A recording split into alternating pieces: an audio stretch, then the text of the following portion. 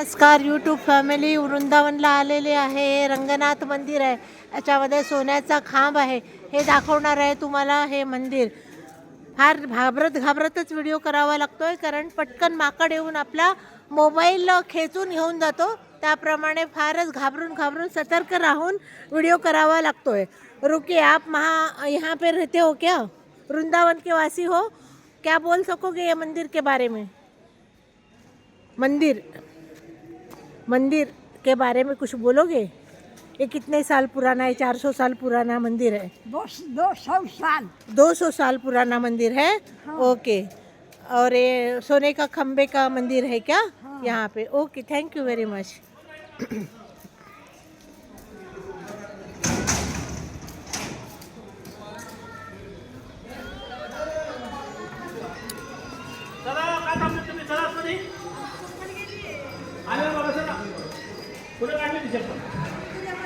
बघा, आपण आता एंटर करतो ह्याच्यामध्ये.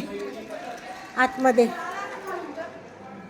सोन्याचा खांबाचा मंदिर, रंगनाथ त्यांचं गोकुळधाम मंदिरमध्ये आलेलो आहोत आपण. घाबरत व्हिडिओ करावा लागतोय, कारण ते खेचून नेत आहेत ना व्हिडिओ, म्हणून. आज माता पिता की अपनी आत्मा खुश हुई। हे परमात्मा, आपने हमको बुढ़ापे में बेटा दिया, लेकिन बेटा हमको दिया सुखपात कर। जिस काम को हम नहीं कर सकते थे, हमारे बेटे ने कर दिया। कहते हैं शरीर को काल खा जाता है, लेकिन नाम को काल नहीं खाता है, नाम अमर हो जाता है।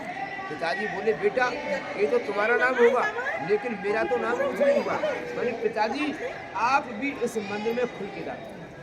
तो इस मंदिर के लिए पिताजी ने यानी सेठ जी 12 से 85 गाँव की खेती लगाई।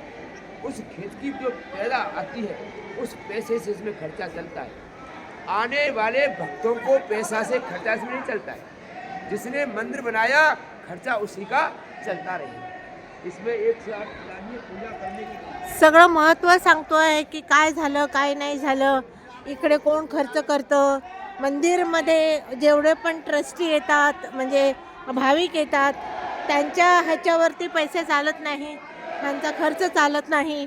ज्यांनी हे मंदिर बांधलेलं आहे त्यांच्या लोकांच्यापासूनच हा सगळा खर्च केला जातोय, असं त्याचं म्हणणं आहे.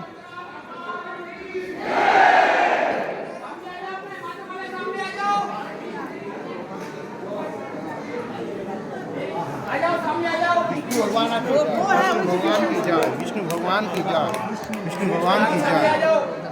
विष्णू भगवानचं मंदिर आहे बघा.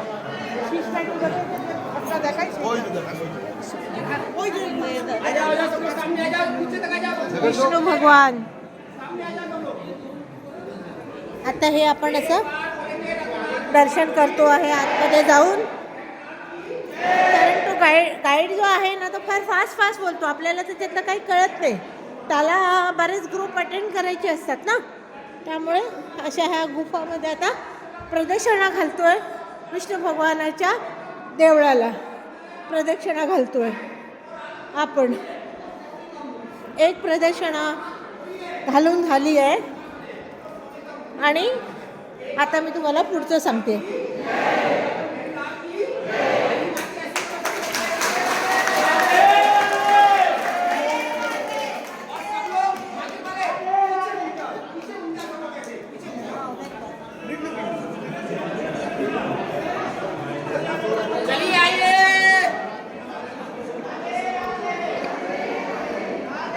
फार फास्ट दर्शन करणं, खूप देवळं आहेत ना, त्याच्यामुळे.